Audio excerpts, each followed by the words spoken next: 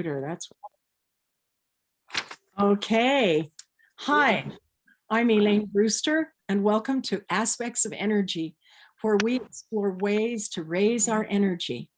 And as you can tell, today I'm sporting my baseball cap in honor of today's guest, because actually I've never seen him without one. And Bill, this is really great because you don't have to do your hair. So this is a good deal. Housekeeping, let's all mute down in the lower left-hand corner. And please feel free to make comments in the chat or Q&A after. Bil Lepp, that's B-I-L with one L, is one of the smartest, outrageously funniest, and kindest individuals that I know. He was five-time champion of West Virginia's Liars Contest. Yes, they have one. They finally kicked him out so that somebody else could win. Actually, he became a renowned storyteller nationally, and so he was professional by then. Bill grew up in a family where truth was fluid, so he became adept at spinning tales and exaggerating circumstances at a very young age. While his stories may not be completely true, they are always honest, and they always feature insights into everyday life. Bill has won so many awards, they could list from my house down to the end of the block. He's the author of 7 books and 21 audios. In fact, he was just recording this week, so maybe it's 22. And whether it's a hunting trip or a funeral or a visit to the dentist, Bill can find the humor in any situation. And I think that's a direction he might take us today, to let us see how humor can raise our energy. So Bill, I'll hand it to you. Thank you very much. There you go. I am 5-time champion of the West Virginia Liars Contest, and I think I am funny, but I don't know if I'm smart and kind. But what I do, I got my start in storytelling. I'm a full-time professional storyteller. When there's not coronavirus, I travel all around the country telling stories at festivals and libraries and schools, at corporate events. Basically, what it boils down to is, if you need a speaker and you have some money, I'm your guy. And I've been out to the Timpanogos Storytelling Festival, which was in Orem and is now at Thanksgiving Point, whatever smaller city that is. But I've been coming out there since, I guess, 2002. Mm-hmm. And so, you know, I go all over the place doing this. And my primary type of story is humor. I tell original Appalachian-based humorous tall tales. So my main goal is to be funny. And I didn't used to think about how funny worked until, I'd been writing funny stories for a long time when somebody finally asked me to do a workshop on how humor worked. And it's a tricky thing, but I think I have some insights as to how humor works. And certainly as far as it goes to increasing energy and making you feel better, we all know that when we laugh, it just releases all sorts of good feeling chemicals in our body, and we just feel better. So there are storytellers who feel like they need to expand your horizon. They want you to see the world in a different way. They want you to push the envelope of your comfort zone. I don't care about your comfort zone. My main goal is, when people come to see one of my shows, I hope they sit there and they laugh for half an hour, 45 minutes, and they go away just feeling better than when they showed up. And, you know, as far as I'm concerned, that's as noble a goal as pushing somebody's comfort zone. If I can make you start laughing, then chances are, while you're laughing, you're going to forget about the other things that you've been thinking about. You have to concentrate. My stories are sort of complex. They're not incredibly complex, but you do have to pay attention to a lot of them to get the jokes. And there's a lot of humor going on at a lot of different levels. Some of it's very obvious humor. Some of it's more subtle humor, and some of it is, I have some jokes in my story that maybe only 5 people have laughed at in 20 years, but that's fine, because that's a joke for me and that person. But I really started thinking about how humor works when my son was probably 4 or 5 years old. He started to recognize humor and started to not just want to hear jokes, but also to tell jokes. And so anytime I would laugh, if I was driving down the road, listening to the radio, and something made me chuckle, my son would say, "Why is that funny?" If my wife said something and I laughed, my son would say, "Why is that funny?" So we started having to constantly be explaining to him why things are funny. And it took him a while. He's a very funny person, but it took him a little bit of time to get it. When we used to tell him this joke, and the joke goes, "What does a pirate earring cost?" And the answer is about a buck an ear, about a buck an ear, right? And so then he would say, "Why is that funny?" And we would have to explain that another word for pirate is a buccaneer. And if you break down buccaneer, another word for dollar is a buck. Uh, so pirate earring costs about $1 per ear, so a buck an ear. And he thought that was hilarious. And then he would come down the next day and sort of freelance on that system. He would say, "What does a dinosaur earring cost?" And I would say, "I don't know." And he would say, "About a triceratops." And then he would say, "Is that funny?" And I would say, "No." And he would say, "Why not?" And I would have to explain that, while it does sort of follow the format of the Buccaneer joke, Triceratops is in no way a pun for the cost of an earring. So we went through this for a long, long time until he really got a grasp on humor. But I think, again, there's so many different things that make, or so many different ways that humor works. It's hard to kind of nail it down. But one thing for sure that I do in my stories that makes people laugh is I go for the unexpected. One reason we laugh at things is because we see things uh, all of the sudden in an unexpected light from a different direction than where the speaker was taking us to begin with. So a lot of times I will plant an idea early in my stories, and then I will kind of work away from that idea, divert you from ever having thought about that idea, and then that will come back up later in the story. And for whatever reason, that's funny.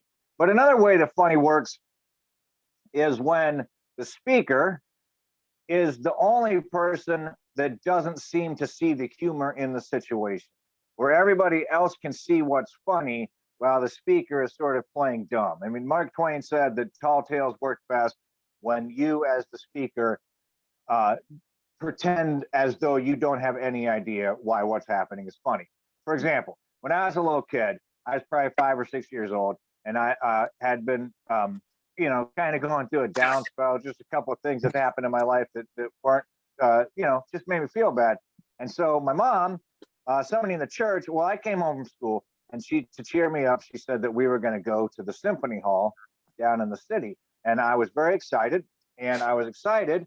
And you might be thinking, why would a 5-year-old boy be excited to go to the symphony? Well, it wasn't just that we were going to the symphony hall, it was what we were going to see. My mother told me that we were going to see Elephant Gerald. Now, when I was a little kid, I loved elephants. I had elephant knickknacks, I had elephant bed sheets, I had elephant posters. My favorite book was Babar. So I didn't know who Elephant Gerald was, but I knew that if you were an elephant and you had a name, you had to be pretty important, right? I mean, how many elephants can you name? There's Dumbo, there's Jumbo, and there's Horton. Well, and Babar. So that's like 4 elephants that have names. So if you're an elephant and you have a name, you must be pretty important. So I was excited about that aspect of it. And then Mom told me that Elephant Gerald was a musician. And I thought, how do elephants even play music? Do they sort of hook their trunk like a saxophone and play it like that, or hold it out of the side and another elephant plays it like a flute? Or maybe they come out on stage and they're in a kilt and they take their trunk and they put it in their mouth and they squeeze really hard and music comes out the other side. I was intoxicated. And then Mom told me that Elephant Gerald had played with Louis Armstrong and Count Basie. And again, I didn't know who those people were, but I knew that you had to be pretty important to play with a count and the first man on the moon. So I was very excited. The day of the concert came. We went, we sat down in our seats, and what I assumed was the opening act came out on stage. It was a Rubenesque, middle-aged African-American woman, and she started off by singing a song about a knife named Mac. And when that was over, I turned to my mother and I said, "Where's the elephant?" And she said, "Shh." And so the show went on, and she sang "Tisket a Tasket" and then "Sleigh Bells," and the show was over. We were in the car on the way home, and I was crying the way that only children can cry. I wanted to see the elephant. I wanted to see the elephant. And my parents were like, "What is wrong with you?" And I said, "I wanted to see the elephant." And they said, "What elephant?" And I said, "Elephant Gerald." And they burst out laughing the way that adults do when a child has totally misunderstood the world. Because obviously, they had told me we were going to see Elephant Gerald, but I had heard it as Elephant Gerald. And so I can't. This is the thing about Zoom and humor. I can't tell whether or not you think that's funny or not. I think it's hilarious. And that really happened to me. But what makes that funny, obviously, is that you all, assuming you know who Ella Fitzgerald is, you all get the joke from the beginning. It's me that's lost throughout the whole thing. So you're laughing at my misunderstanding.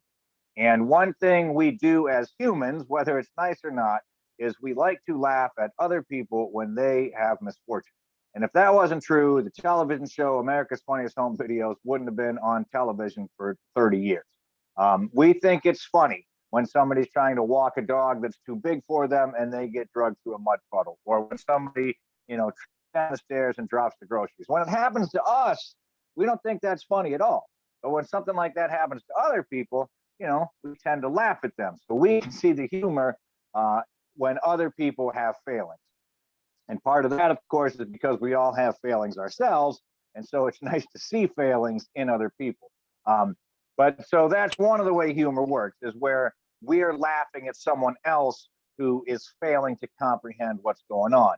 And I do a lot of those sort of things in my stories to mostly when people are laughing at my stories, the person that they're laughing at doing the goofy things is generally me.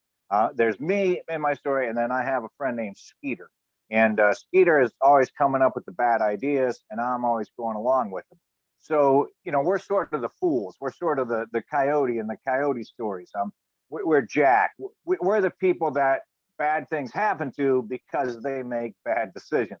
And so that's fun for people to laugh at because they can pretend that they themselves are not idiots and laugh at these other two idiots that's going on. And another thing that I do, especially with the Skeeter and me stories, is a lot of them are about stuff that I did in elementary school or junior high or high school, bad decisions I made at that time of my life. And we all made bad decisions at that time of our life.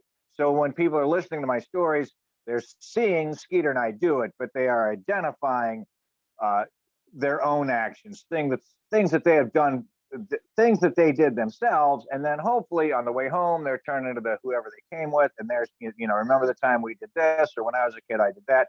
And so my stories just kind of start the cycle, and then other people remember funny things that they did, and they share those, and they share those, and they share those. So the joy starts with a little story that I sat right here at my desk and wrote, but it expands and expands and expands outward because I'm causing other people to remember things that they themselves did, which is just, it's a nice job to have, to be able to stand on stage and to look out and to see people laughing at something I put together, but also understanding that that's going to cause them to remember even funnier things that they did themselves, share those stories with their partner or their children or their grandchildren, whoever it is. All of that is just going to move on and move on and move on. So, that's once we get laughing, once people get laughing, once you have sort of opened that door, as well as I do, there have been times in your life where one little funny thing has happened and you started laughing at that, and then something else funny happens and you start laughing at that, and then the laughter just builds and builds and builds. So it's, once you open that door to laughter, it can just keep on increasing until you can't catch your breath and you just bent over hysterically laughing for 15 minutes. So it is sort of a progressive thing. It's something that can just build and build and build. And then when you're done doing it, again, you've released all these endorphins and all these chemicals into your system. So you just feel better. It's like taking a jog or, having a good cry even. It's an immense emotional release that we just walk away feeling better for having done. And another way, I haven't introduced this idea into a workshop yet, but I've been thinking about it. So you're my guinea pigs here. I was on an airplane. We landed. I think we're in Seattle. Doesn't really matter. But there was a van. I was on a Delta airplane, and then right outside the airplane, there was a van, a Delta van. And it was just something that they used to carry cargo between airplanes. It was all beat up, just had dents in it. One of the windows was cracked. And it painted along the side of it, it said, Delta now offers one way from Seattle to Anchorage or something like that. So I took a picture of that and I put that on Facebook, and I said underneath of it, no thanks. So here's the idea of my joke. Here's this really beat up van that has broken windows and the paint's peeling off, probably the tires are bald. And Delta has put that they'll go one way from Seattle to Anchorage on the side of that van, but they've put it on the most absolute unappealing vehicle in the entire Delta fleet. So that's the joke. And I said, no thanks, because I didn't want to ride on that van. So there's the joke. And then somebody pasted on Facebook underneath, I wouldn't want to go all the way to Anchorage in that van.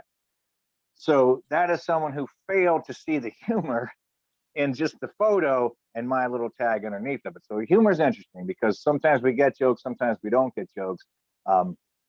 But they're there. And that's again why I have jokes on all sorts of different levels in a lot of my stories, because there's generally people in my audience of all ages. And I want to make sure that everyone walks away from my stories having been entertained. And so I put a whole bunch of different levels of jokes in there. And what's interesting to me is occasionally, I speak in a lot of schools, and I'll have a second grade teacher say to me, I don't know why you put that joke in the story, because there's no way the kids can get that joke. Well, that's the same as saying, and this has happened to me too, I don't know why you would use that particular word. So, I use a lot of vocabulary in my stories, and some of it is more complex than a second grade vocabulary. Like I might say trajectory or apex or something like that. And a teacher said to me, I don't know why you use those words. Kids don't know what those words mean. Well, it's the same thing with humor. How on earth are we supposed to learn new words or learn a headier concept of humor if we're not introduced to it? If you are in an audience and I say something and everyone around you laughs and you don't know why, it makes you think, why was that funny? And so then your brain has to start processing all of that, and hopefully you learn to appreciate different kinds of humor. And I grew up, again, Elaine said in the introduction, I grew up in a family that never told the truth. It wasn't mean. It was just always up to the listener to decide what was true. And so, and most of it was funny. If you could make a story funnier, you were perfectly allowed to make a story funnier. So I just grew up in an environment of gradual exaggeration and tall tales. But also my favorite television show was MASH. And, I started watching MASH when I was probably 7 or 8 years old. Whether or not that was appropriate, I don't know. But I did. And so there's so many puns in MASH that I grew up early loving puns. And I think my favorite scene in MASH is it's winter, it's cold, they're burning everything they can find to burn. And Henry Blake goes in his office and he sits down at his desk, and instead of his desk being at chest level like a desk usually is, it's down about at his knees. And he reaches to the drawer to pull out the drawer to get his bottle of whiskey, and the drawer is gone because so he says to Radar, Radar, it's a darn shame when they cut off a man's leg to steal his drawers, because they had obviously cut the legs off the desk to burn, and then they had taken the drawers out. And I don't think I got that joke the first time that I saw that episode. But when I saw it the second or third time, it finally occurred to me why that's funny, because it's a shame when they cut off a man's legs and steal his drawers. But of course, in this case, it was implied that it happened to the desk. So we can learn humor. We can give ourselves, by paying attention, a more complex sense of humor. And so, that's another thing that I'm doing with kids. I go in and tell jokes that maybe they're above somebody's level, but hopefully, if you think about it long enough, then you're gonna get the humor in it eventually. And one of my favorite things to do is I have what I call puns of inference. Now, all puns, I don't have time to go into this, but all puns are an inference joke, because I'm saying something and I'm depending on you to infer a different meaning. But in my story about my dog, I have this super dog. He's got a fantastic nose. He can smell anything. And I say that you've probably heard the fairy tale about the princess who sleeps on the 20 mattresses and she finds one with the pee on it. But that's nothing. I guarantee you that even if you had 20,000 mattresses, it would take Buck less than a minute to find the one with the princess's pee on it. And then I say, and that was a vegetable joke, in case you were offended. So what's happening in that joke, and of course, when you explain humor, it kills humor. But what I've done there, we all know the story. Princess sleeps on the mattresses. They put a PEE, a small green vegetable. I'm sorry, PEA, a small green vegetable, underneath one of the mattresses. Makes the princess uncomfortable. She discovers the pee. But what my dog is doing when I say could find the princess's pee, your brain says to itself, now, why would a dog be interested in a small green vegetable? Dogs don't like vegetables.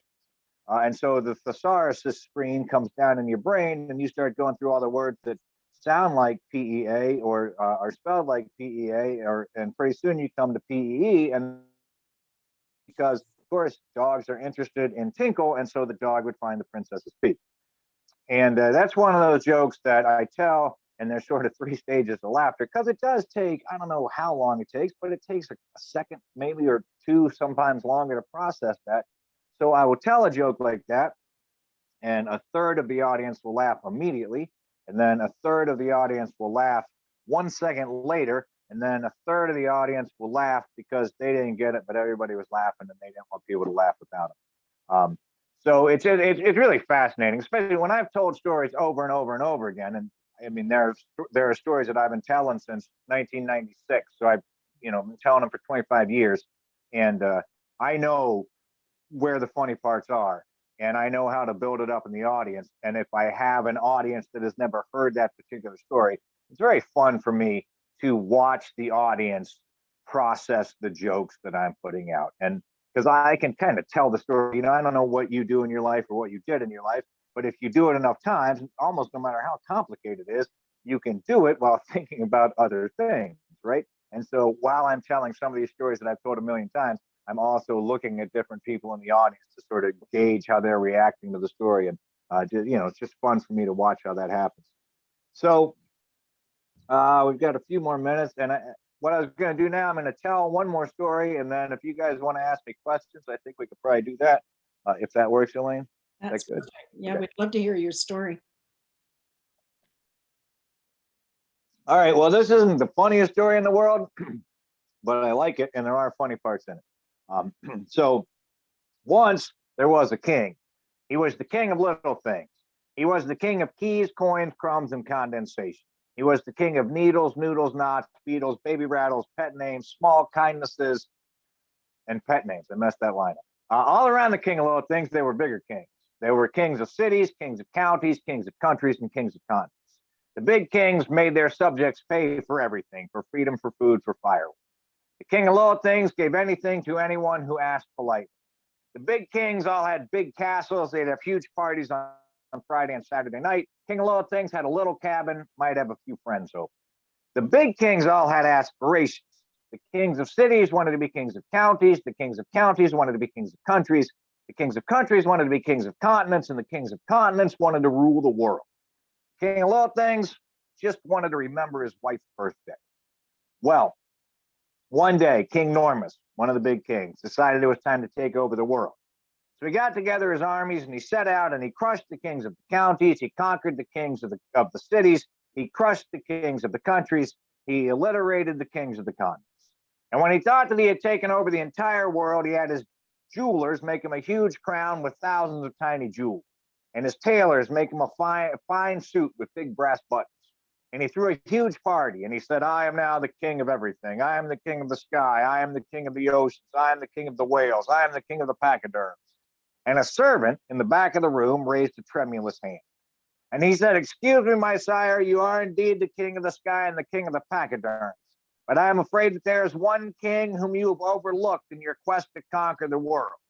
And King Normus said, what king have I overlooked in my quest to conquer the world? And the servant said, sir, you have overlooked his minuscule majesty, the king of little things. And King Normus said, king of little things, king of little things. Little things don't have kings. He said, everybody knows that little things exist simply to serve the bigger things. But still in all, he amassed his armies and he set out to conquer the king of little things. And they got to the king of little things' cabin in the evening. And the king of little things was in the kitchen doing the dishes because he knew that it was the little things that matter the most. And he also knew, as my friend David Holt says, that no man has ever been willingly shot in the back while doing the dishes. So he knew King Normus's armies would wait till morning to attack. So he went out on his front porch and he respectfully asked some of his subjects if during the night they would invade the big king's camp. And when the big king's soldiers awoke, they couldn't attack. Chiggers and ticks and mosquitoes had gotten underneath their armor. Athlete's foot fungus had crawled down their boots and in between their toes. There were worms in the meat, weevils in the wheat, flies in the fruit, termites had eaten away the arrow shafts, the cannon wheels, the catapult. So King Normus requisitioned new equipment, arrows with steel shafts, spears with steel shafts, steel wheels on the cannon, the steel catapult. So the King of Little Things asked his friend Rust to ride his friend Dew into the big king's camp. And once again, when the big king's soldiers awoke, they couldn't attack. Rust had eaten through their armor, it had eaten away the arrow shafts. The catapult was now about as dangerous as a cantaloupe. And King Normus was in his enormous tent, marching back and forth. What am I going to do? How can I defeat this king? I can't defeat this king. He controls the little things to create chaos. And then he had an idea. He said, I know what I'll do. He said, I'll cheat. He said, I'll lie. Because a lie, no matter how small, is never a little thing. He said, send a soldier with a flag of truce, have the King of Little Things come here to discuss the situation of the siege. When he gets here, we'll capture him, we'll throw him in the dungeon. Well, the King of Little Things came along, he knew what was happening, but he knew that his subjects would come to his aid if need be. And as soon as the King of Little Things walked into King Normus's tent, all of the little things in the room recognized their king. The coins rolled out of King Normus's coffers and bowed down before the King of Little Things. The jewels jumped out of King Normus's crown, the fillings fell out of his teeth, his suspenders surrendered, his belt broke, and his pants fell down. And if you were second graders, you'd be laughing.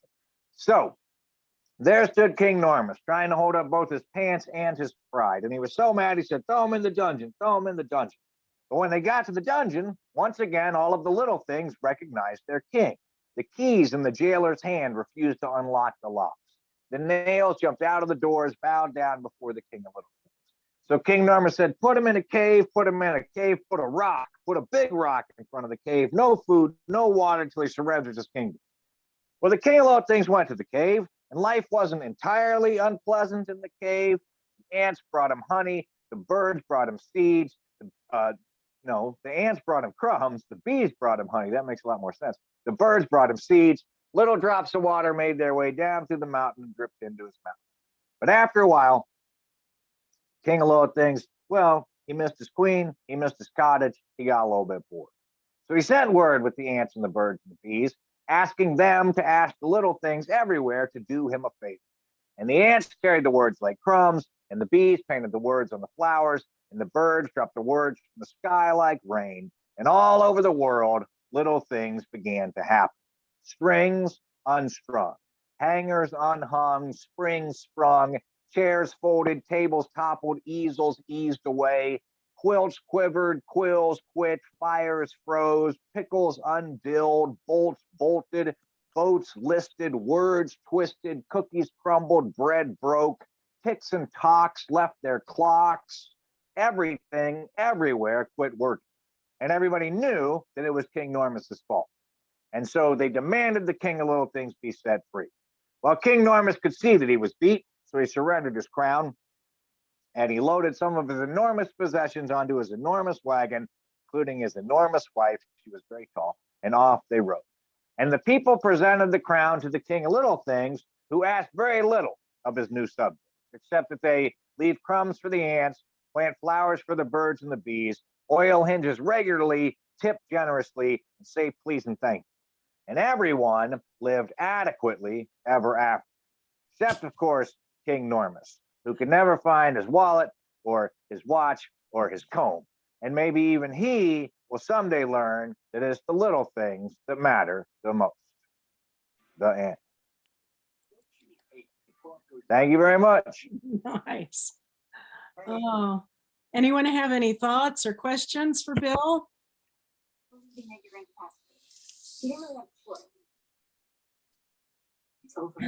You know, a couple of things that I noticed. One of the books that a lot of these people on this call, Bill, have been reading lately is by James Clear, called Atomic Habits. And that's exactly what it's talking about, is making tiny, tiny little changes that over the long haul, you know, make a difference.